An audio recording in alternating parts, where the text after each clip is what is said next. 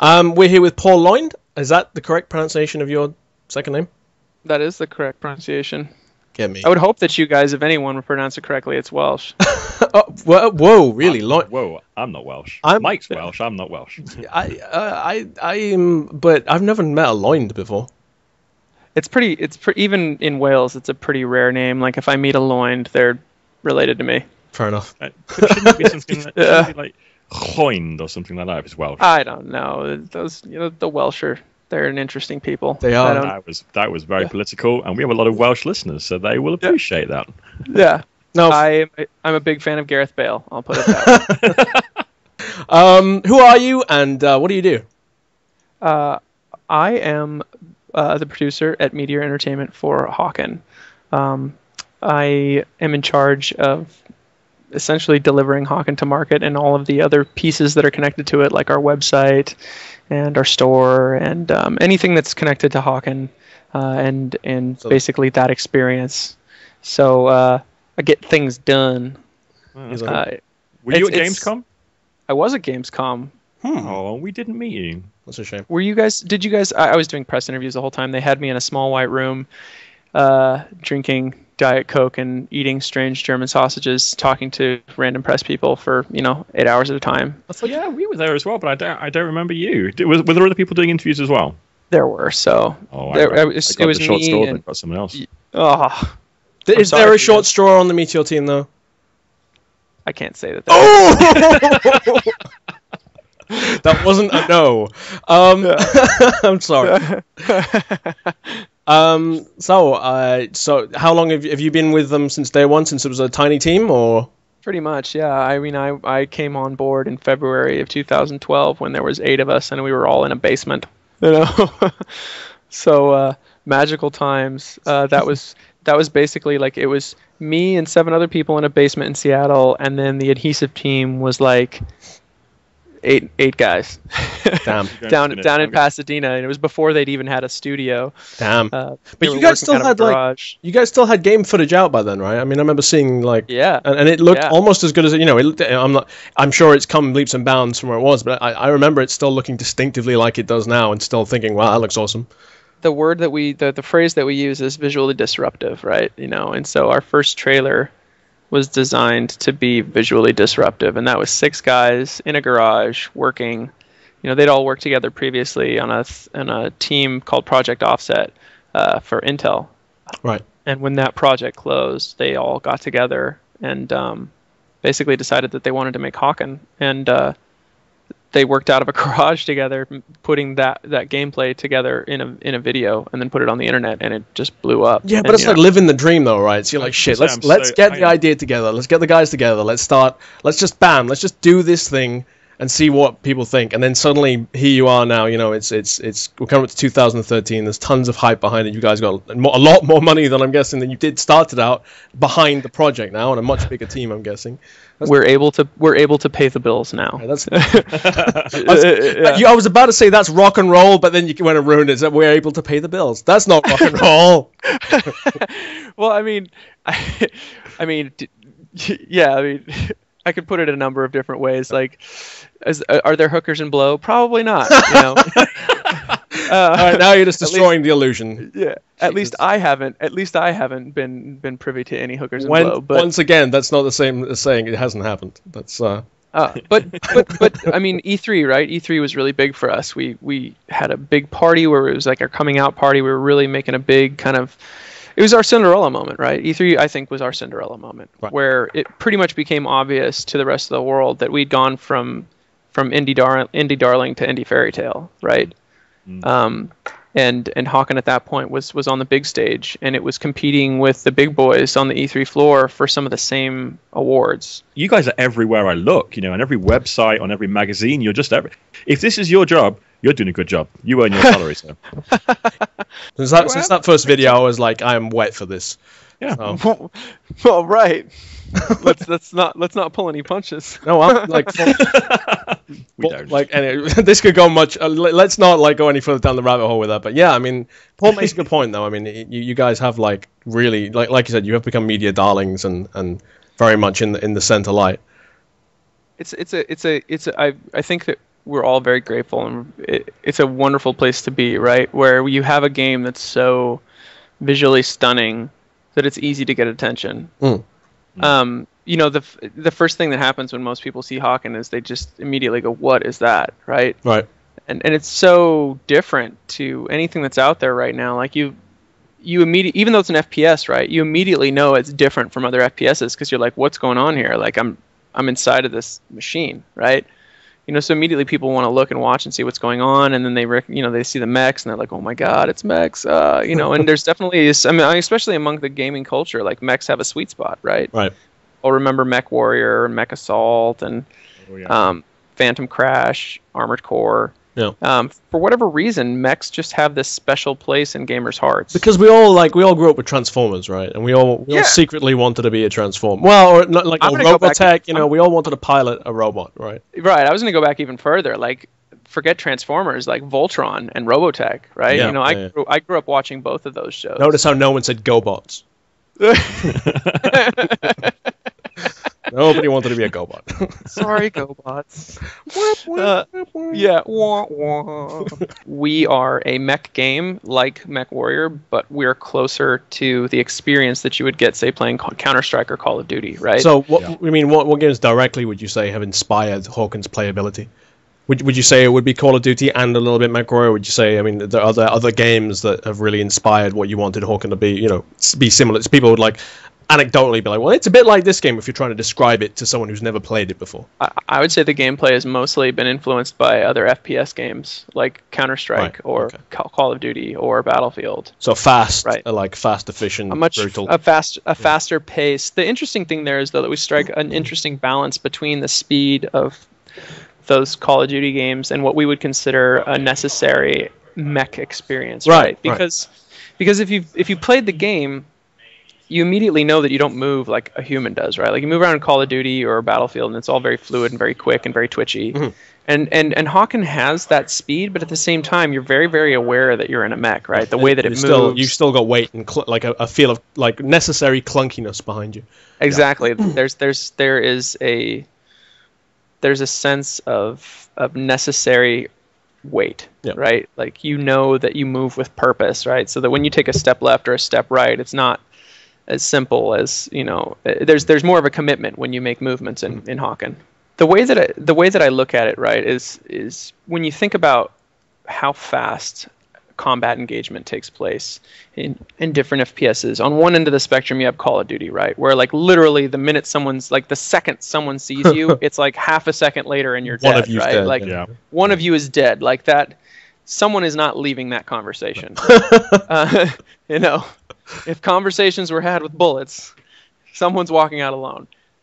Whereas on the other end of the spectrum, in terms of FPSs, I would put Halo on the long end of like combat engagement, right? Like it's more an issue of like where Call of Duty rewards you for twitch and quick aim, Halo rewards you for good movement and consistency, right? Yeah. So like to win in Halo, you have to not only be good at getting the drop on someone, but you have to be able to consistently continue and aim because you have to chew through their shield and then chew through their life, right? And people are jumping around and rocket jumping and stuff like that. So being able to consistently aim on them and hold a beat on them and fire and continue that rate of damage and do more damage than they do during that engagement is going to be the winner. And I see Hawken somewhere in the middle of that in terms of the way movement works in Halo is very different from the way that movement works in Hawken, right? Like Hawken is more, the physics for Hawken are very, very real, right? Like when a mech dodges, it dodges just a little bit to the right or a little bit to the left, but at such a speed that like players, you know, you have to learn how to anticipate movements and things like that. And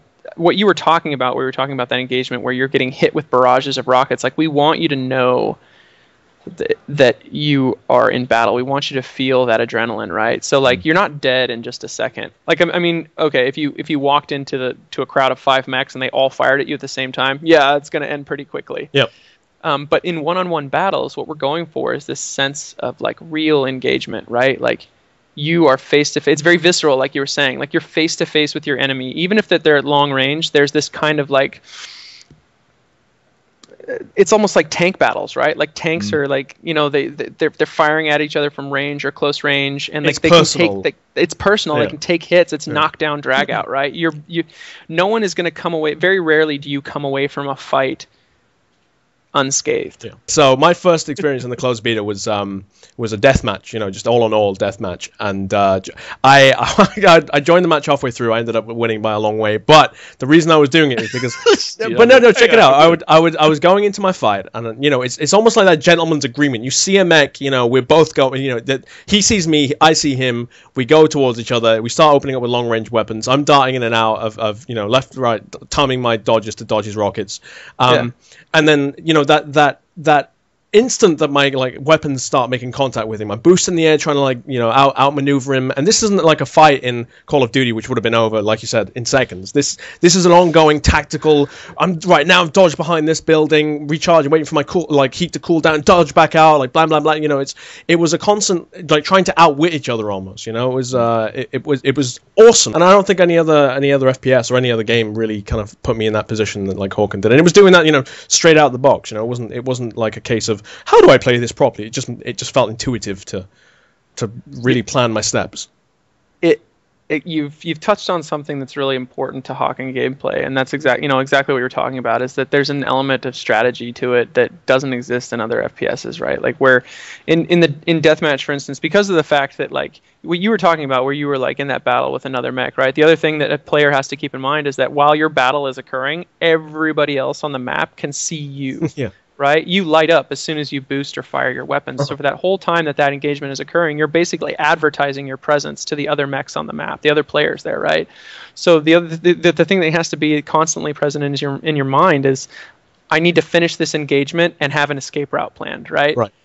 Because somebody's going to show up, or two people are going to show up. That's another dynamic, though, isn't it? Though the repairing side of things, being able to get your health back up to full in about 10 seconds. But those 10 seconds are so nerve wracking. You're like, right, I've got to hide, and I've got to make sure I put myself in a position that if I see someone coming, I need those extra 3 or 4 seconds to get my mech back up and running before I get engaged. Yeah, do it. And again, it goes back to that commitment, right? That commitment of movement. Like when you decide I'm going to repair, that's not a simple decision. Like you're powering down your mech, there's a fairly long animation for powering down and then repairing, and then even when you let go, it's about a couple seconds before your mech is back, out of that power up animation again. Mm-hmm. And the reason for that is because when you decide to repair, we want it to be a decision for the player. We want you to be saying, okay, I'm committing to this, and I know that if somebody stumbles on me, it's going to be bad for me. Oh, you're so the number of times I've stumbled on some repairing, I'm like, okay, so that's a freebie, thank you.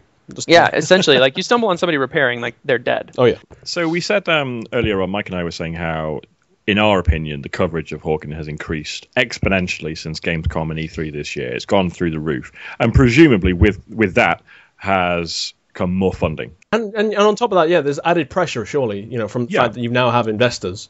Exactly. And with the additional funding, what kind of ideas do you guys have for the future? So first, we're really lucky to have the investors that we have. Firstmark and Benchmark are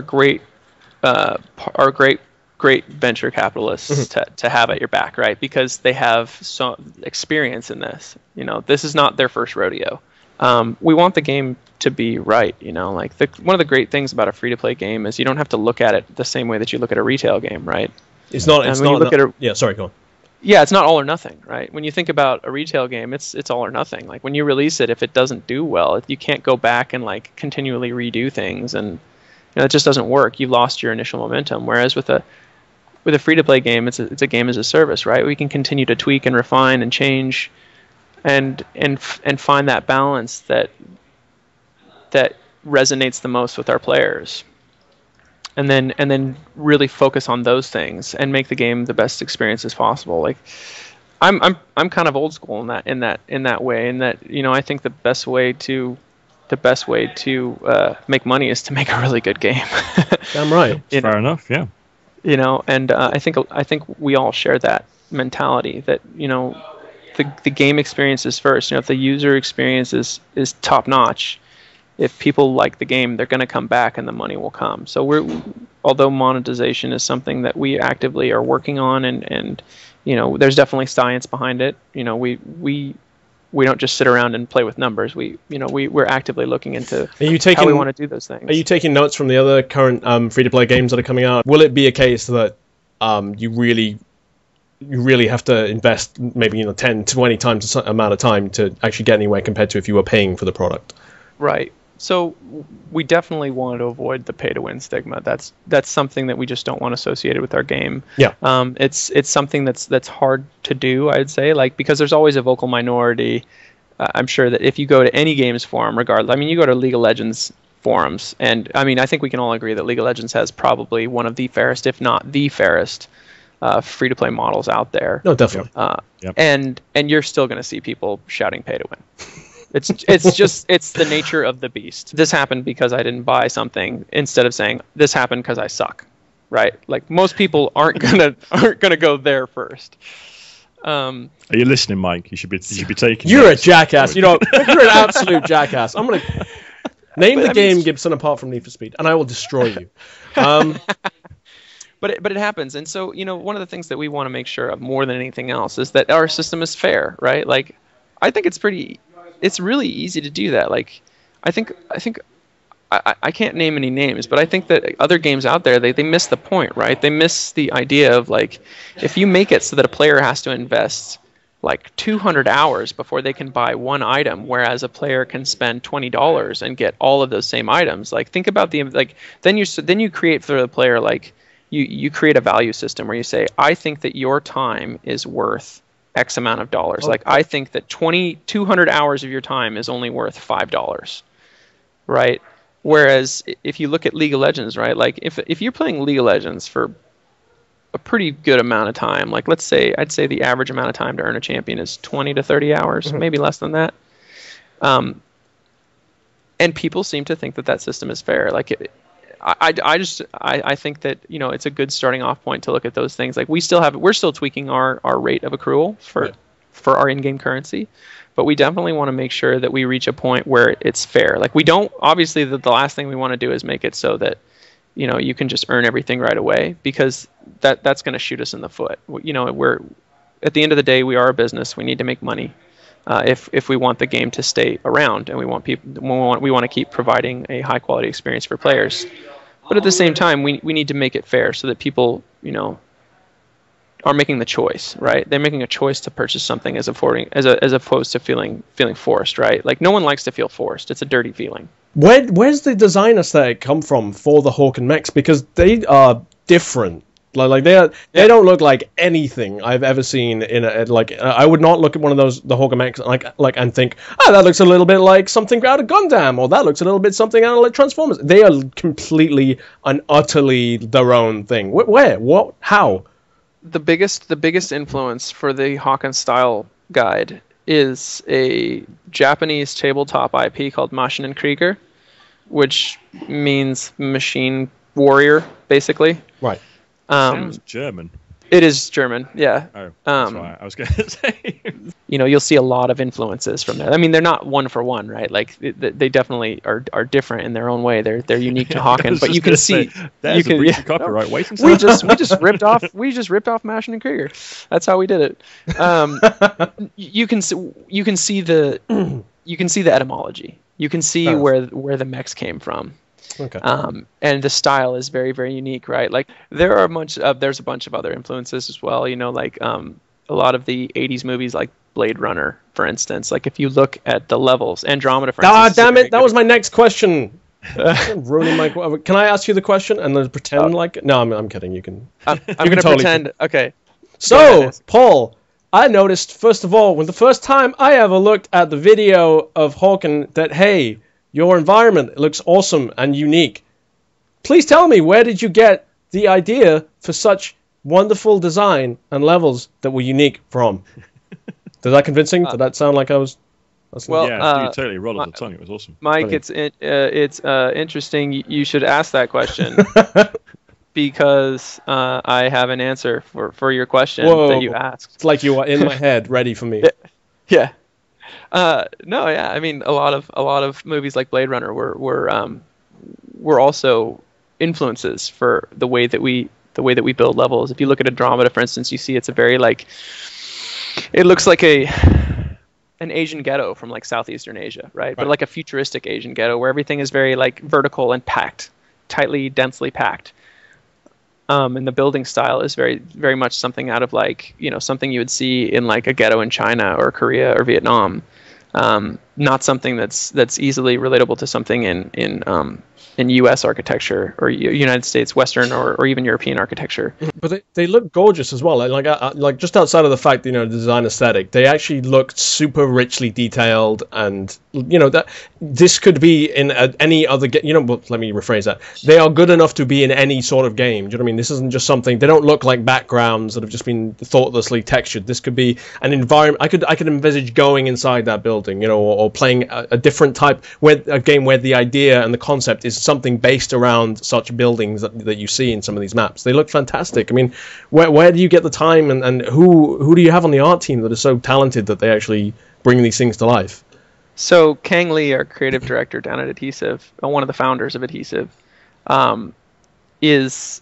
it's his... Focus on his name for a second. Kang Lee. Kang Lee, yes. He sounds like the greatest martial artists of all time. I don't... I would love to know if Kang actually knows martial arts, but the dude's like half my size. If he doesn't, well, even if he doesn't, he should. You should tell him that. He probably should. Me. He is from Vietnam, so I don't know how big they are into martial arts in Vietnam, but yeah, I'll ask him that question. But really, I mean, it's his vision, right? Kang is the one that has this vision in his mind space. And it's being executed by his highly talented team of artists and himself as well. Mm-hmm. And this is all just something that has kind of come from him. Yeah, it's just amazing to watch the ideas that he comes up with and the direction that he takes things, because it's all very, like, again, visually disruptive, right? Like, he has this so completely unique world that he's dreamt up and created. And just to see the continual growth and his team of artists, they all get it, right? Like, as we see new content roll out, like, it all maps to that Hawken style guide of like, what is Hawken? It's all very important and very intentional about the way that, like, things are spaced, the way that windows are shaped, the way that, items are put together, the way that, like, structures are defined, right? Right. I mean, and one thing that and I don't know whether I should say this out loud. There's a part of me that almost regrets that this is a free-to-play game, because as beautiful and as amazing as they are, they fit perfectly in the world, and it feels right for this, this futuristic game that we're playing. At the same time, I want to explore a lot of that. And I know when you're doing a lot of third party, well, not third party, but you're doing the comics, and then there's the film. Oh, you preempted my next question. In your face, in your face. There's a part of me that wants to experience that world more than you can through a free to play game, because unfortunately, within a free to play game, or even any multiplayer game, there is not really that much room for dialogue and story. You know what I mean? So, and I do like that you're exploring it further in these other formats. But there's a part of me that, because as a gamer, wants to explore it digitally. I want to be able to go around those levels, and it almost, because there's such a beautiful effort gone in, and everything does look so uniquely stunning. I almost, I want to do more with it than just shoot another guy in a robot next to that building. It's hard to explain, but I don't know. I can't explain it any further than that. I guess that's the magic of a world that draws you in, right? Like, when you've done a good job of creating an immersive world, that's the effect. Like, that should be the effect. You want to explore that. It draws you in, and it makes you want to know more about it. It makes you want to explore, and it makes you want to understand, like, what is this place? Like, why? Like, any of the IPs that I've ever really been interested in, they do that to me, right? Like, I want to explore more. I want to read the lore. I want to read the fluff, because I want to know about this place that I'm in, because it's so interesting to me. Right. And Hawken does that, right? Like, it creates that curiosity in the player. You have the comic book coming out March next year. Yep. Do you have? Is it? Have I dreamt something? Are you having a live action film as well coming out, or it is in the works? We don't have we don't have a lot of details on it right now. I wouldn't want to jinx it by asking any more questions about it, just because there's such a bad track record for game-related films, you know, and never seeing the light of day and stuff. It's definitely tough, and there's really nothing that I can say about it at this point. The one thing that I can speak to is that, you know, our transmedia stuff is an important part of really, like, the focus of it is drawing people to the game, right? Like, we want people to know about Hawken. We want them to know. We want people to know who wouldn't necessarily be looking in the right place, but might be interested in Hawken, to be exposed to it and potentially drawn to the game through other channels, right? Google Hawken and be like, oh, what's this? Yeah, exactly. Free? And the great thing is we have some really talented people on board for creating that additional content, and being able to create, flesh out the world that is Hawken. So go on, give us an exclusive. You have a TV series coming, don't you? Go on. We have talked about. I will level with you guys. We have talked about a Hawken boy band. Shit. But it's a 5-person mech band instead of, you know. So, like, imagine mechs really dancing. Awesome. It's going to be amazing. And Kang Lee. We've already got Kung Fu fighting at the front. We've got a concert. We got a concert tour lined up already. Lady Gaga is going to be opening for us, so it's going to be pretty insane. Damn, that's awesome. You heard it here first, listeners. It's official. Yeah. Oh God, I want to say that boy bands have died, but I know they haven't. I know that, you know, it's only a matter of time before they come back, like roaches. There's a fair few boy bands I wish died. Boyfriends. I'm sorry, no. Is there something you're trying to tell us, Mr. P? Hey, listen, our podcast is just a cacophony of abusing me, so no. This is a safe place. This is a safe place, Gibson. If you read the title correctly, it's the Gay Mover Cast, so... I'm just saying. Gibson came up with the name, that's all I'm saying. Even when we interview, like, polite individuals like this, I still get abused. What the hell? How does that happen? I don't know. Maybe I just ask for it, you know. Paul, you've been fantastic. Thank you very much for allowing us to interview. Thank you, gentlemen. It's been great. Indeed. Thanks very much.